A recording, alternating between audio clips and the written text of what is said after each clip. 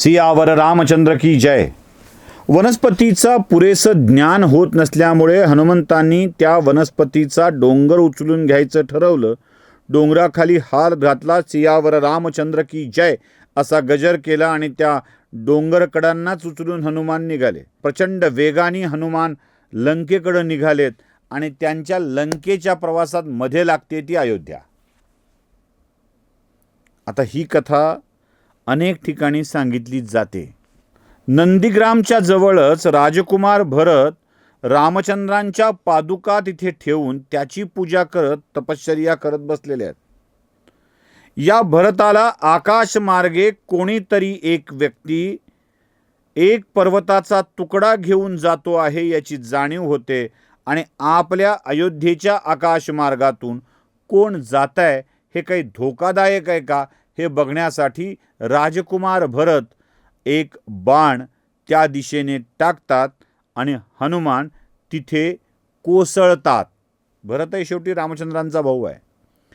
ते एका तलावात कोसळतात आणि जखमी अवस्थेत त्या भरताला विचारतात, अरे तू तर रामचंद्रांच्या सारखा दिसतोय, कोण आहेस तू?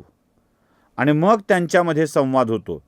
त्याआधी मी तुम्हाला ते स्थळ, तो तलाव आणि ते मंदिर सगळंच दाखवतो। रामरावण युद्ध लंकेवर सुरू आहे समुद्राच्या काठावर। तिथे इंद्रजित आणि याच्यामध्ये लक्ष्मणामध्ये युद्ध होतं आणि शक्तिबाणाचा प्रयोग लागून लक्ष्मण मूर्छित होऊन पडतात। आता लक्ष्मणाला वाचविण्यासाठी चक्क हनुमंतांनी लंकेतून घरासकट वैद्य उचलून आणलाय आणि या वैद्याने उपाय सांगितलाय, हिमालयात असलेली संजीवनी बुटी वापस आणायची। हनुमान निघाले आणि बुटी न समजल्यामुळं अख्खा डोंगरच उचलला आणि आले घेऊन। बरं, निघाल्यावरती रस्त्यामध्ये कोणीतरी एक वानर ही बुटी घेऊन चाललाय याची जाणीव एका व्यक्तीला झाली आणि त्या ठिकाण होतं अयोध्येच। अयोध्येमध्ये रामाच्या पादुका घेऊन बसलेल्या भरतांना आकाश मार्गे कोणीतरी जातोय याची जाणीव झाली आणि याच जाणीवेतून त्यांनी हनुमानाला, वर जाणाऱ्या हनुमानाला बाण मारून उचलला, खाली उतरवला। मग तू काय नेतोयस, काय करतोयस याची विचारणा केली आणि तिथे लक्ष्मणाच्या मूर्छित झाल्याची खबर भरताला मिळाली। जिथे झालं ना हनुमानाची भेट ती ही जागा आणि अयोध्येच्या बाजूला नंदीग्रामी तापाचा वेश धारण करून बसलेल्या भरताला हनुमानाची भेट झाली आणि तिथून पुढे ही सगळं वर्तमान कळालं आणि लवकरच राम परत येणार आहेत याची माहितीही मिळाली। वनवास संपल्यावर जिथे भेट झाले तेही हेच ठिकाण, हनुमानाची इथे भेट झाली तेही हेच ठिकाण। म्हणूनच नंदीग्राम हे स्थान महत्वाचं ठरतं।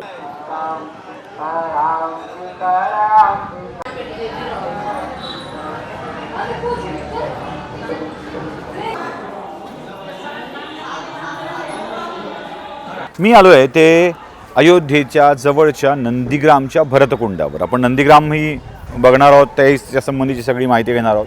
हे भरतकुंड काय? भरताचं वास्तव्य दीर्घकाळ होतं, म्हणजे राम भरत भेट, हनुमान भरत भेट इथेच झाली आहे। या कुंडाचं अजून एक विशेष महत्व आहे, ते म्हणजे जेव्हा हनुमान आपल्या जडीबुटी घेऊन, ती संजीवनी बुटी घेऊन निघालेले होते, तेव्हा वरून कोणीतरी विचित्र जात आहे, ते कोण आहे याचा अंदाज न आल्यानं भरतानी आपल्या बाणाने हनुमानाला खाली खेचलं होतं। जिथे खाली खेचलं तेच हे सरोवर, इथेच खाली खेचलं गेलं होतं आणि इथेच ते थांबले होते। मग पुढे हनुमानाने सत्यकथा विशद केली आणि परत तिथे हनुमानाला पाठवण्यासाठीची मुक्तता केली गेली। हनुमानाची भेट ही पहिली भेट आहे, दुसरी पण झाली आहे आणि दुसरी भेट झाली आहे ती त्यानंतर परत आल्यावरती जेव्हा प्रभू रामचंद्र येत आहेत ही माहिती सांगायला जेव्हा आले होते तेव्हा ती भेट झालेली आहे। आणि तिथे हनुमानाची आणि भरताची रामाचा संदेश घेऊन, म्हणजे एक लक्ष्मणासाठीचा संजीवनी बुटी घेऊन जाताना इथे भेट झाली आणि दुसरी भेट झाली आहे ती रामाचा संदेश घेऊन आल्यावर की आता राम आएंगे। आणि हाच संदेश घेऊन इथे हनुमान पोहोचले। इथला प्रत्येक माणूस हाच संदेश घेऊन येतोय, राम आएंगे। आएंगे नहीं, अब राम आ गए हैं, अयोध्या में स्थापित हो गए। हम आए हैं भरतकुंड और भरतकुंड में कई कहानियां राम जी से जुड़ी हुई है। मतलब राम जी की जगह भरत जी ने कैसे राज किया, फिर वो हनुमान जी से कैसे मिले, ऐसी बहुत सारी कहानियां जुड़ी हुई है। उसी कहानी में से एक कहानी ये छोटे भरत कुंडवासी हमें बता रहे हैं। क्या आप जानते हैं भरत जी की कहानी क्या है? जी। तो पहले आपका नाम बताइए। हमारा नाम है पीयूष मिश्रा। अब करते क्या हो? हम लोग स्कूल जाते थे और छुट्टी है 2 दिन, इसीलिए हम लोग अभी छुट्टी है जी। तो यहाँ लोगों को आए कहानी सुनाते हो आप? जी कौन कौन सी कहानियाँ आपको याद है? कौन कौन सी कहानियाँ आप बताते हो? जी, हमें जितना आता था हम आपको बताएंगे। तो चलो बताइए कहानी एक। जब हनुमान जी यहाँ से सजनी जड़ी बूटी लेकर जा रहे थे तो भरत जी को लगा कोई हमारी अयोध्या की तरफ विशाल राक्षस सारा हमारी अयोध्या को नष्ट कर देगा। तो भरत जी घास का शक्तिवान हनुमान जी को मारे। हनुमान जी इसी कुंड में राम राम के गिरे तो हनुमान जी को निकाला के पूछा गया आप किस शत्रु हैं? तो हनुमान जी ने कहा आप छोड़िए, आपकी जुड़ी बेल लक्ष्मण उन्हें शक्तिवान मार दिया। अगर सूर्योदय से पहले अगर उंगली सजनी जड़ी बूटी नहीं ले पाए उनकी मृत्यु भी हो सकती है। तो हनुमान जी भरत जी ने कहा नहीं, अपने भाई के साथ कदा भी ऐसा नहीं होने दूंगा। तो भरत जी ने कहा मर मार बैठे, मैं लंका की तरफ एक क्षण में पहुंचा दूंगा। तो हनुमान जी ने कहा नहीं, मैं स्वयं जय श्री राम का नाम लेकर पहुंच जाऊंगा। और एक गाय थी नंदी जिसने भरत जी ने पाला था। भरत जी ने कहा जहाँ पर गाय बैठेगी उसका नाम हो जाएगा नंदीग्राम भरत कुंड। तो गाय पूरा विश्व का चक्कर लगा के यहाँ पर स्थापित की, इसीलिए इसका नाम है नंदीग्राम भरत कुंड। और राजा दशरथ का पहला पिंडदान वहाँ गया वेदी पर किया गया था।